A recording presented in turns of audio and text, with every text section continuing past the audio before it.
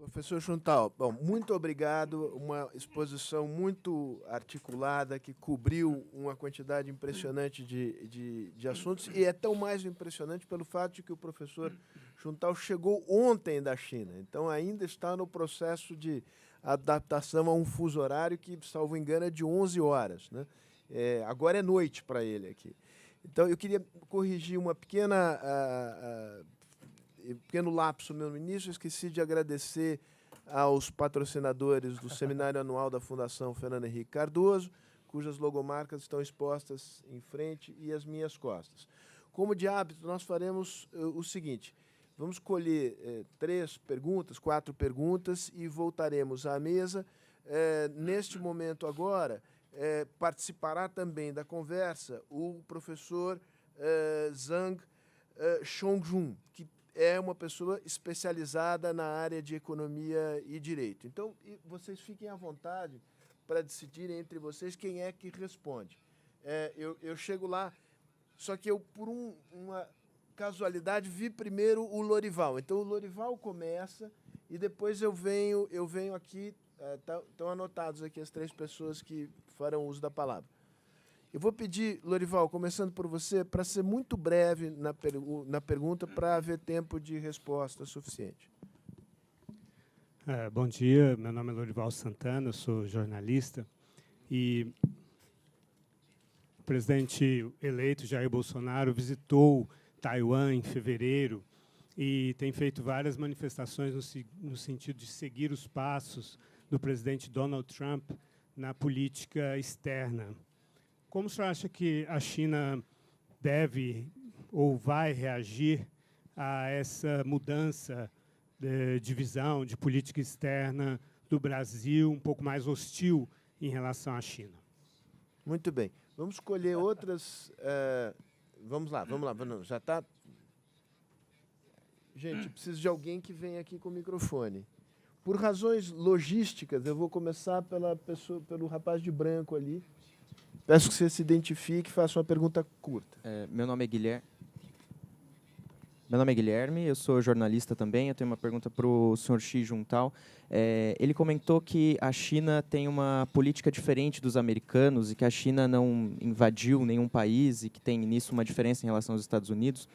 Mas a minha pergunta é se a iniciativa One Belt, One Road não seria uma forma de consolidar politicamente com outros países um cinturão de aliados, e que se essa política não seria também vista como uma forma de, com um meio diferente, atingir o mesmo fim, de uma certa interferência em outros países.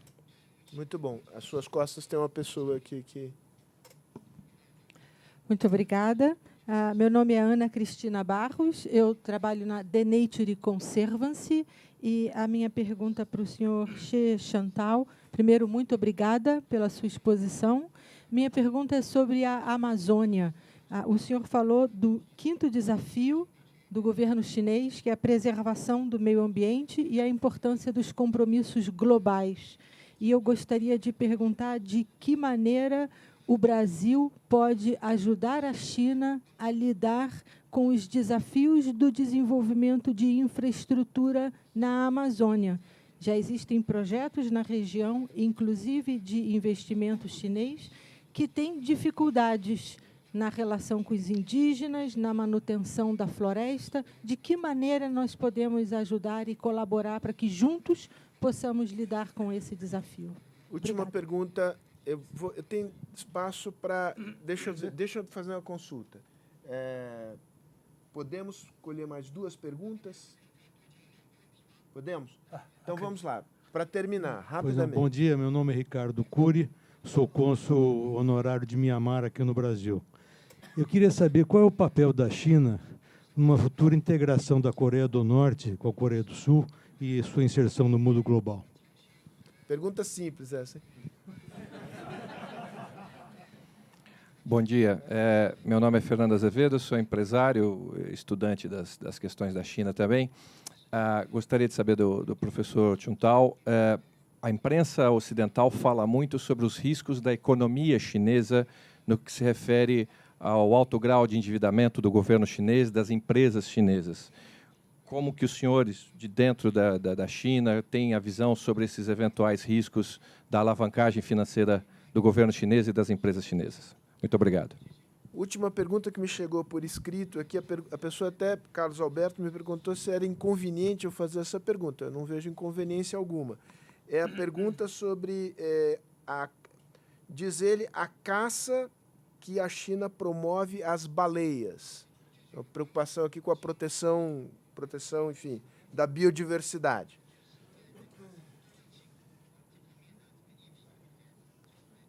Voltamos à mesa agora.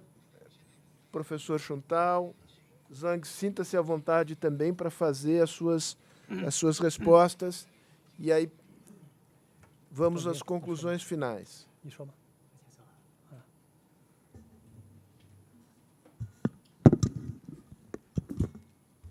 谢谢卡多佐基金会的 Nosso agradecimento, o moderador, também a Fundação Fernando Henrique Cardoso, de nós ter colocado essa oportunidade para que nós possamos compartilhar, debater com as pessoas. O tema de hoje é a China sob a liderança de Xi Jinping. E o professor Xie tem explicado de uma forma breve. Agora, com relação às perguntas que os nossos amigos levantaram sobre a primeira questão, aliás, todas essas questões eu gostaria que sejam respondidas principalmente pelo professor Xie. Agora, com relação a algumas questões, eu posso complementar. Com relação à primeira questão, com relação ao presidente eleito Bolsonaro, em relação à posição chinesa. Eu acho que tem alguns conceitos que nós precisamos esclarecer. Primeiro, qualquer político, as suas decisões, com certeza, tem que estar de acordo com os seus benefícios das políticas nacionais. Segundo,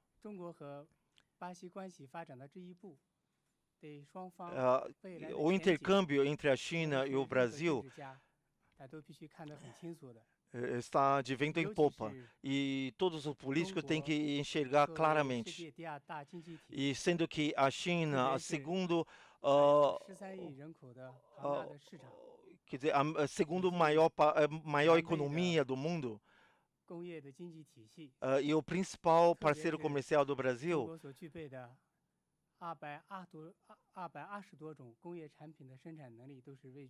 e também as capacidades de fabricação de produtos industriais de mais de 200 e poucos produtos. O Brasil possui excelentes capacidades. Então, e todos também estão olhando, focando quer dizer, a interação entre China e Estados Unidos. É claro que essa interação traz oportunidades para o presidente eleito brasileiro.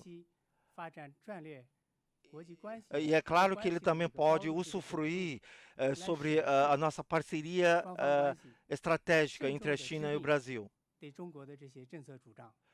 E apoiar sua política em relação à China. Nós acreditamos que o desenvolvimento da economia chinesa pode trazer oportunidades à China e ao Brasil. E a realidade já demonstra tudo isso.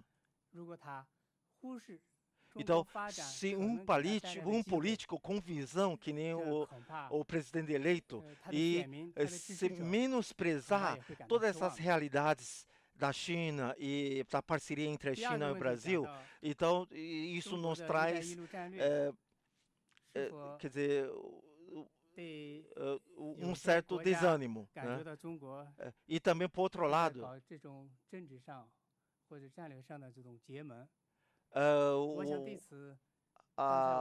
um cinturão, uma rota, não traz a aliança com outros países. Na verdade, essa política de um cinturão e uma rota que o Xi Jinping levantou e que o professor Xie explicou, é uma política não somente em relação a determinados países, e sim a vários países de várias regiões. Isso traz grandes oportunidades a diversos países ao redor do mundo.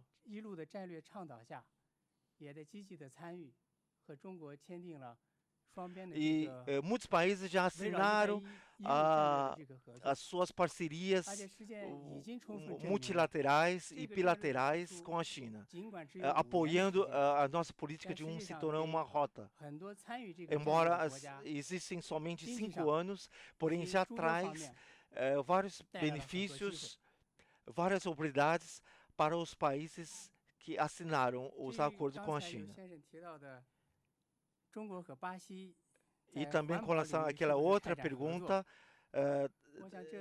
de uma certa senhora sobre as parcerias de meio ambiente, como o professor Xie tem levantado, que nesses últimos anos a China tem empenhado fortemente na proteção do meio ambiente e na governança ambiental.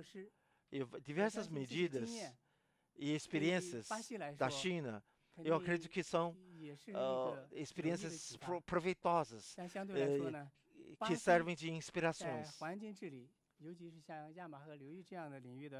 É claro que, com relação a essa região amazônica, o Brasil também tem experiências que a China pode aproveitar para as suas regiões.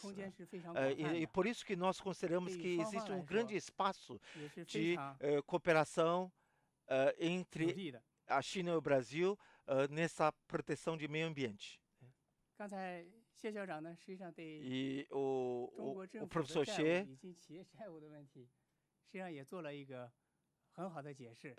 talvez também já levantou de uma forma indireta sobre as dívidas empresariais e governamentais,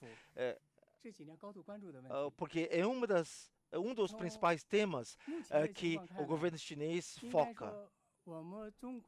Nós podemos dizer que as dívidas, os riscos das dívidas são controlados e controláveis. E em comparação com muitos outros países, nossa dívida ainda está num patamar bastante ínfimo. Nesses últimos anos,